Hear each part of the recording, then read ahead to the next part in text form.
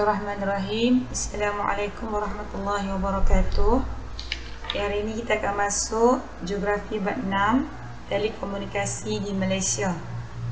Okey, boleh buka buku teks muka surat 96 lah. Okey, yang pertama lah, kita akan tengok alat komunikasi di Malaysia. Okey, sebelum tu telekomunikasi lah. Tele ni bermaksud perkataan daripada perkataan grid lah. Okey, tele ni berasal daripada perkataan grid.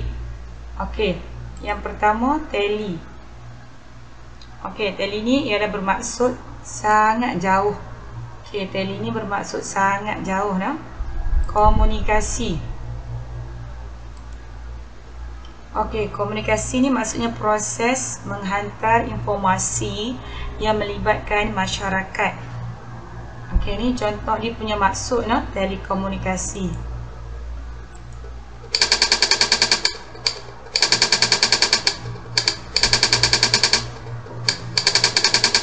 Okey, maksud telekomunikasi ni suatu yang melibatkan jarak yang jauh antara penyampai dengan penerima. Okey, kita tengok alat lah, alat komunikasi di Malaysia ni ikut kronologi lah daripada zaman dahulu. Okey, yang pertama ialah telegraf. Okey, telegraf ni alat yang diperkenalkan oleh pihak British lah pada tahun 1876 untuk menguruskan pentadbiran tanah Melayu. Ni contoh gambar rajah telegraf. Dia guna kod lah untuk hantar maklumat pada pentadbiran British ni. Dia gunakan kod ni, contoh gambar rajah dia. Yang kedua ialah telefon. Okey, telefon ni telefon talian tetap lah, mula digunakan di tanah Melayu pada tahun 1891 dan menjadi permintaan sangat tinggi.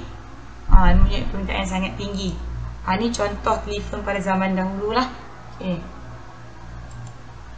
Okey, yang ketiga seterusnya ialah machine telex, iaitu merupakan jaringan teleprinter dengan teleprinter telefon untuk menghantar pesanan dalam bentuk teks, untuk mengirim pesanan dalam bentuk teks. Ni contoh lah nak. Ni contoh machine telex. Tadi hantar bentuk kod, ni hantar dalam bentuk teks. Seterusnya, canggih dan makin maju sikit, dia akan yang keempat, mesin fax. Okey, mesin fax ni teknologi telekomunikasi yang digunakan untuk memindahkan dokumen, salinan dokumen yang disambungkan dengan rangkaian telefon. Maksudnya guna nombor telefon lah nak. Guna nombor untuk dihantar. Okey, ni contoh gambar rajah mesin fax. Hantar kat sini surat kat sini. Okey, memasukkan nombor telefon untuk yang pengirim, penerima. So tekanlah, dia akan keluarlah maklumat dekat penerima. Okey, seterusnya telefon bimbit. Telefon bimbit juga dikenali sebagai telefon selular atau telefon tanpa wayar. Okey, yang diperkenalkan di Malaysia pada tahun 1980-an. Okey, ni telefon bimbit contoh gambar rajah adalah lah. Pada zaman pada awal-awal pengeluaran dulu, diperkenalkan dia tak banyaklah ramai yang guna lah. Yang tertentu saja yang mampu saja memiliki telefon.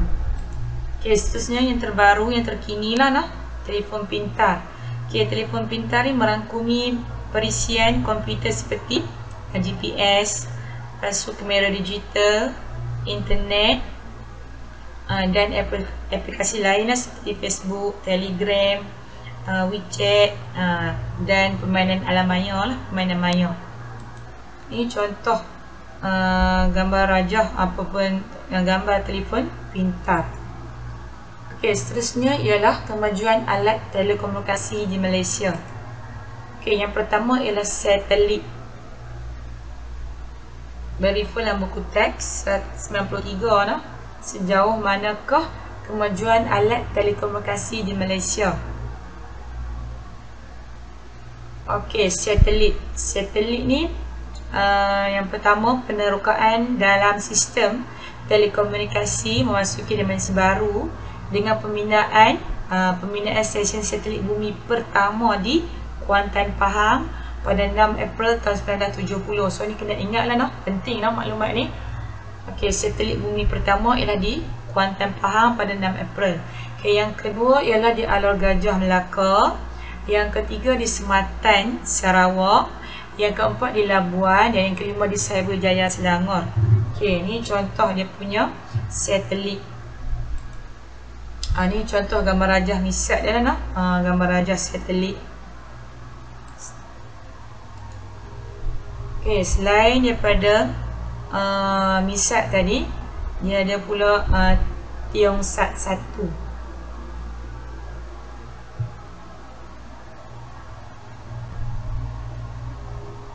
Okey, Tiongsat 1 ni lancarkan pada 26 September tahun 2000. Okey, ada 3 misi utama. Yang pertama pencerapan bumi. Yang kedua uji kaji saintifik SIDEC ya. Yang ketiga ialah aplikasi komunikasi seperti televisyen, radio dan telefon lah. Ini contoh. Okay, ini gambar rajah dia. Gambar rajah Tiongsat 1. Seterusnya ialah RazakSat.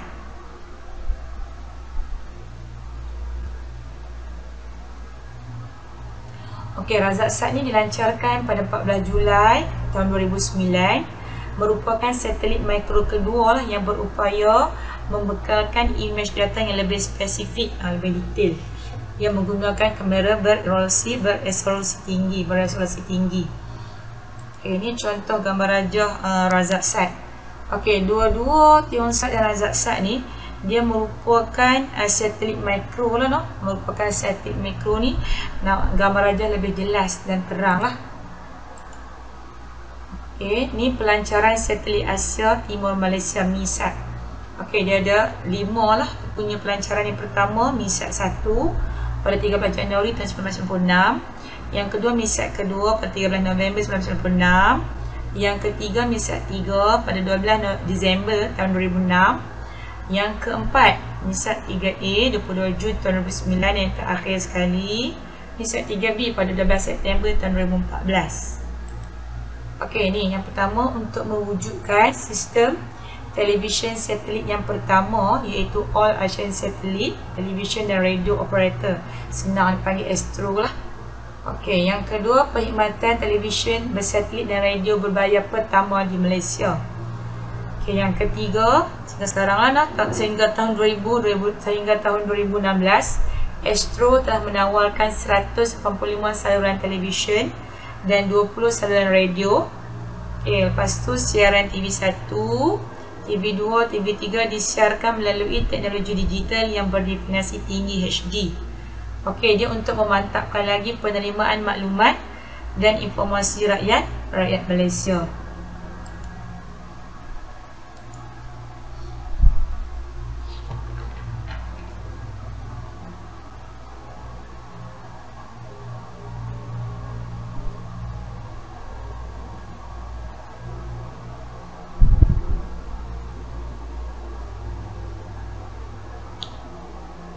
Okey, seterusnya ialah kabel fiber optik. Kabel fiber optik ni dia merupakan rangkaian telekomunikasi Malaysia meningkat maju dengan penggunaan kabel fiber optik dan gelombang mikro. Okey, kabel ni merupakan kabel yang berkapasiti tinggi kerana diperbuat daripada serat kaca atau plastik yang sangat halus lah. Okey, dia untuk menyalurkan informasi dan memindahkan arus data dalam dunia jaringan komputer. Okey, kalau nak mudah fahamnya, ni kabel fiber optik lah. Okey, seterusnya ini contoh gambar rajah dia. Okey, ini contoh gambar rajah juga. Okey, seterusnya ialah telefon pintar.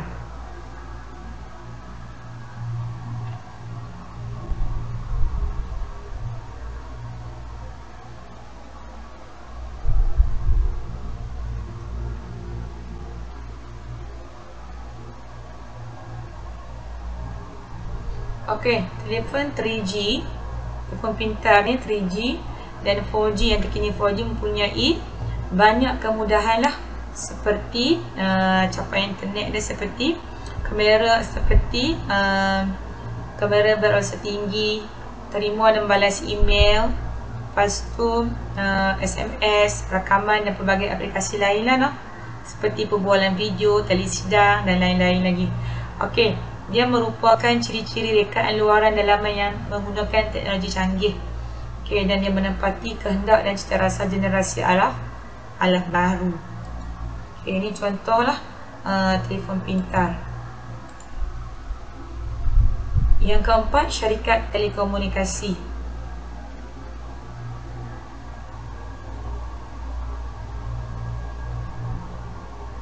Okey, syarikat telekomunikasi Telekom Malaysia telah memainkan peranan penting untuk menyediakan telefon talian tetap dan untuk memajukan industri telekomunikasi Malaysia. Okey, contohnya nak merancangkan lagi, dia bergabung dengan syarikat swasta. Okey, ni simbol TM lah. Ni telefon, contoh telefon tetap. Ni antara syarikat swasta yang bergabung lah dengan Telekom Malaysia. Okey, seterusnya komputer yang kelima lah, komputer. Okey, dia merupakan alat telekomunikasi yang lengkap dengan perisian kerja-kerja, maksudnya software lah, seperti mengubah, menyimpan, melindungi, memproses, memindah, melihat dan mendapatkan maklumat tanpa mengira tempat dan waktu. Okey, lepas tu dia kewujudan jaringan internet dan perisian komputer seperti pelayar laman web Google Chrome, Mozilla dan Internet Explorer yang berperanan besar dalam teknologi maklumat dan ICT. Ni komputer lah. Okey, seterusnya ialah Koridor Raya Multimedia, MSC. Okey, perkembangan ICT mendoronglah penubuhan MSC yang berpusat di Cyberjaya. Okey, MSC ni bertujuan menarik syarikat berteknologi tinggi dengan menawarkan penginculan cukai dan kemudahan lain untuk memajukan industri ICT tempatan. Ini contoh dia punya logo lah, MSC. Okey, seterusnya ialah yang ketujuh, rangkaian jalur lebar bertajuan tinggi. Tak tahu kalau kami nak mudah ingat, ialah dia mudah nak faham, ia broadband. Okey, contohnya Suruhanjaya Komunikasi dan Multimedia, SKMM, bertanggungjawab untuk meluaskan jalur lebar ke serata pelosok negara. Okey, ini punya simbol dia lah, SKMM ni. Okey, dia untuk memperkasakan campaian internet dan infrastruktur telekomunikasi di seluruh negara. Sekurang-kurangnya 90% rakyat Malaysia mempunyai campaian internet. Okey, seterusnya dia punya kepentingan telekomunikasi di Malaysia. Okey, dia untuk mengeratkan silaturahim. Okey, silaturahim maksud sekarang, contoh zaman PKP sekarang ni, gunakan telekomunikasi untuk berhubung, telefon, SMS, video call dan sebagainya. Okey, lepas tu untuk urusan kerajaan lah, lebih efisien lagi.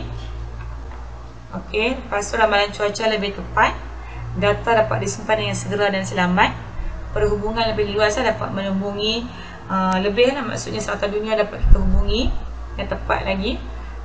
Lepas tu meningkatkan integrasi dan perpaduan negara, urusan kewangan lebih lancar, pelbagai maklumat mudah diperoleh. Lepas tu pentadbiran lebih sistematik lagi dengan menggunakan telekomunikasi, pendidikan lebih meluas dan juga rancangan siaran langsung meningkat lah. Kita dapat tengok siaran bola ke kan, maknanya live terus. Okay, ni contoh dia punya gambar rajah lah, guna untuk silaturahim, kaji cuaca. Lepas tu untuk pembelajaran dan untuk online banking. Okey, kesan dia kepada kesan telekomunikasi terhadap pembangunan negara. Okey, kesan yang pertama, kesan positif.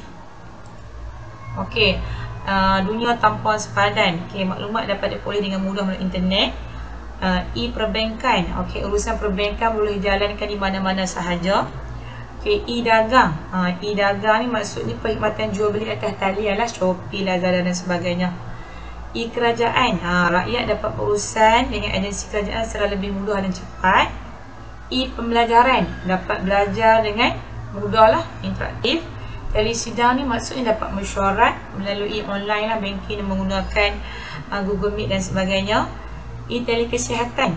Maksudnya pesakit boleh diperiksa oleh doktor pakar dengan menggunakan teknologi komunikasi. Peluang pekerjaan, memberi peluang lah kepada golongan tertentu, contohnya dari segi ICT kan, segi Foodpanda, peluang pekerjaan pada rakyat. Kesan negatif dia, penyebaran maklumat berunsur negatif. Maksudnya keganasan, kehasutan dan kabar angin sukar ditapis. Maklumat diubah suai, tidak tepat. Maklumat asal dengan maklumat yang maklumat asal dengan maklumat yang baru tak samalah. Pencerobohan dan pencurian maklumat dan sistem pangkal data.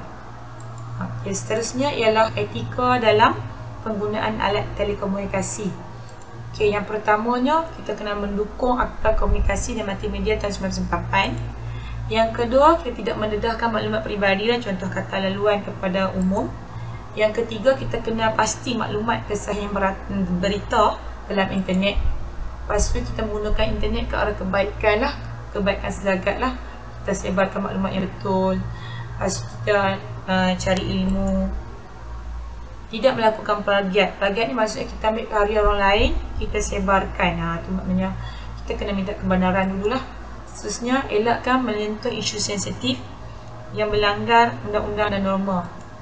Lepas tu, mengelakkan mengganggu sistem komunikasi orang lain. Dan mengganggu perkara yang tidak bermanfaat lah. Dan last sekali, kita menggunakan telekomunikasi dengan sopan santun dan berhemah. Sekian dahulu. Terima kasih. Wallahualam.